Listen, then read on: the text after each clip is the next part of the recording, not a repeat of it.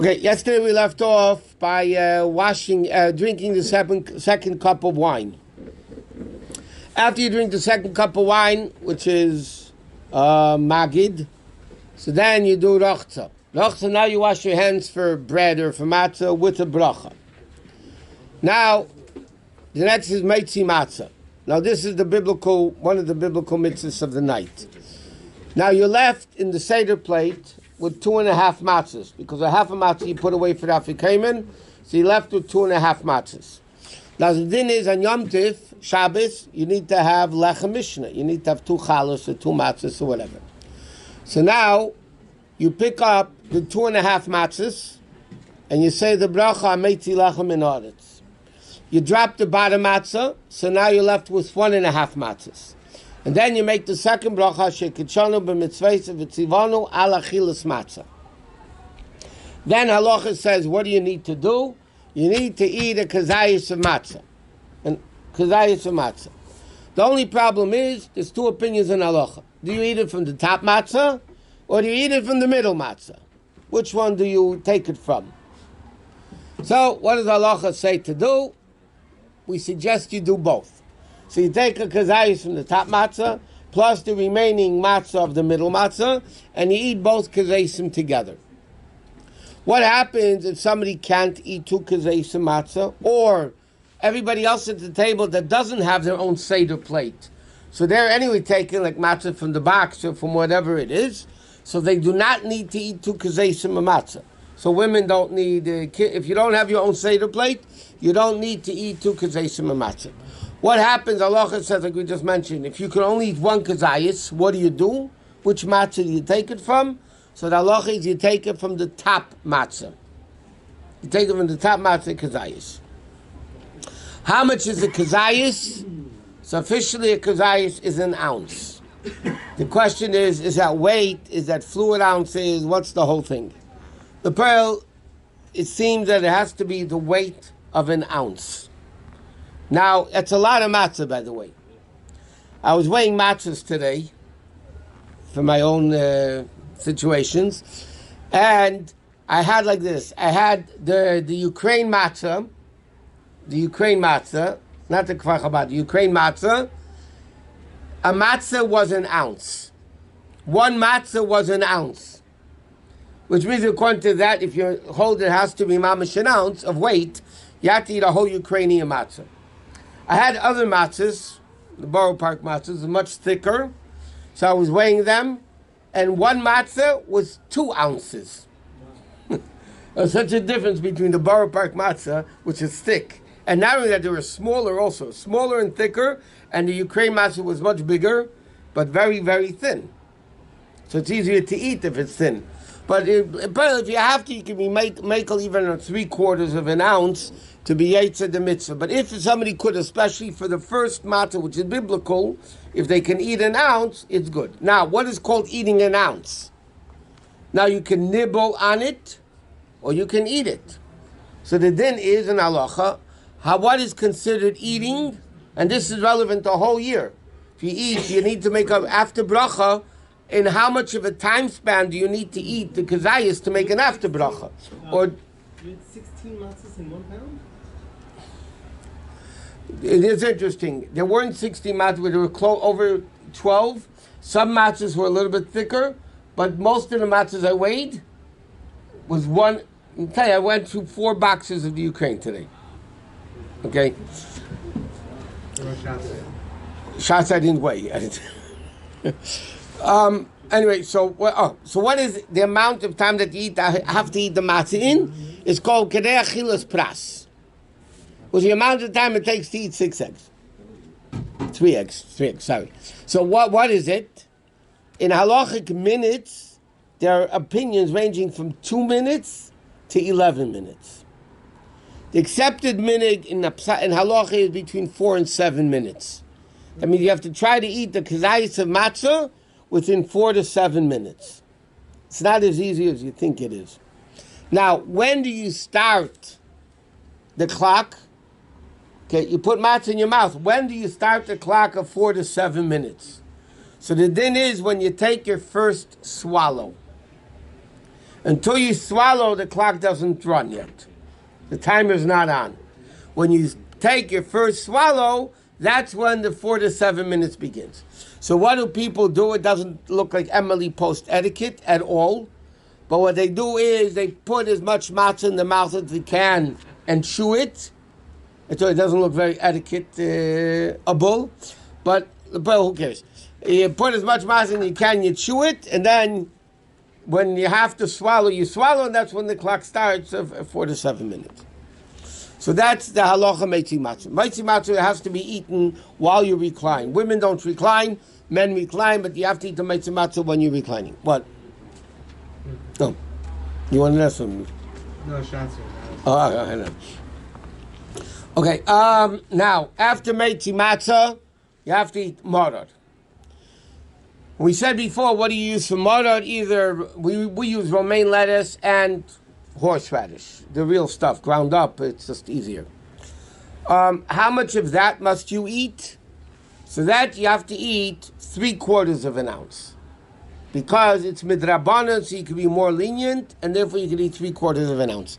What is that in leaves? Is 8 by 10. And the leaf is 8 by 10. But if you're taking horseradish also, you can count that as part of the kazayas. Then you don't need 8 by 10. You can have a little bit less. But leaves that cover the size of 8 by 10. So what we do is like this. This is Chabad custom. Especially because it's Friday night, you can't add wine into the charesis. Because it's Friday night, it's a din in Shabbos. So what the Rabbi used to do, and Rabbi Uchal did that anyway, he took the charesis, part of the charesis from a Seder plate, and put it into the wine that's the bottom of the Kiddush cup. You know, when you make Kiddush, there's wine at the bottom, right? So he puts the charesis into that, and then you dip the maror into the charesis. On the plate of the Kiddush cup. The plate. The plate? On the plate, not in the Kiddush cup. No, he said at the bottom. Huh? You said the bottom of the No, he said the plate. The plate. What's the difference? I'm clarifying. At the plate, at the bottom of the Kiddush cup. Okay, let's get it straight. I don't want you sticking your mar into your becher. It's not going to be too good. So you put it at the plate underneath the Kiddush cup, and then you dip it into the charesis, and then you make the bracha shekitshan mitzvahs fanu al achilas maror. Now, achilas maror, you don't recline, obviously, by the maror, but you have to eat it within 4 to 7 minutes, which is much easier than eating dry matzah. And after maror comes kairach. Now, what's kairach? The sandwich. Hillel maintained, when the Torah says, you have to make a sandwich. So Hillel, by the Seder in the time of the Beis HaMikdash, because Hillel lived 100 years before the destruction of the second Beis HaMikdash. So Hillel had it like this. He had a piece of matzah, a slice of the carbon Pesach, and the maror. It was the first, as they say in America, the first combo. Was made up by Hillel, matzah, meat with lettuce, or horseradish, whatever they had. So what you do, how do you do kairach? You take the bottom matzah, you have a bottom matzah left. You take a kazayas of that bottom matzah. Here you could be leaning 3/4 of an ounce, because it's only midrabanan. And then you put the kazayas to maror, but by us in Chabad, we're very careful about not getting the matzah wet. So if we do by kairach, we take dry charesis. There's no wine in it. We put it a little bit on top of the maror, and then we shake it off, not to even have that on the matzah. So then we have the kazayis of matzah, kazayis of maror, and you recline when you eat the kairach. Now, Halachos says like this. When you make the bracha l'achilas matzah, it also goes on the matzah of the kairach and the matzah of the afikomen. So part of the mitzvah of the alachilas matzah. Therefore, there are opinions in halacha that say, ideally you shouldn't talk from the bracha alachilas matzah until you eat afikomen, which means there's no talking by the meal. But that, the Rebbe writes, is chumni yisera. We don't do that at all. But what we do try to avoid is unnecessary talking. You know, as if you're explaining what has to be done, that's obviously allowed. But stop unnecessary talking, we try to avoid, not that it's forbidden, we try to avoid from the time we make a meitzi on the matzah until we eat the sandwich, until the kairach. We just try to avoid unnecessary talk because it's all part of that bracha. Okay?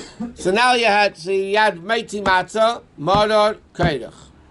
Then you come to Shulchan Aruch if you're still able to eat after all that matzah and maror. So then the custom is like this. The Chabad custom is, a lot of people have a custom. How do we begin the meal?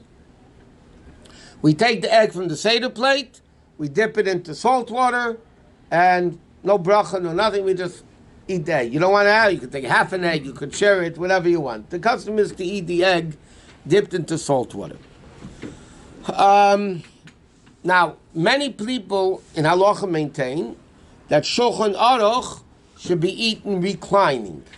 But we don't. Chabad doesn't do that. The only time we recline is the 4 cups of wine, the matzah, the kairach, dafi kaiman. That's it. The rest of the things, not karpas, not mortar, not eating, not whatever. We just... So anytime you drink wine or drink liquid No. Only, yeah, but not drinking wine, the 4 cups of wine. Because during the meal, you're allowed to have more wine if you want. You're not allowed to drink wine between first and second, between third and fourth. But between second and third, during the meal, you're allowed to drink wine as much as you want. So, but there you don't recline when you eat the mat, or you drink wine during the meal. But 4 to 4 cups of wine, we recline. Shulchan Aruch, whatever.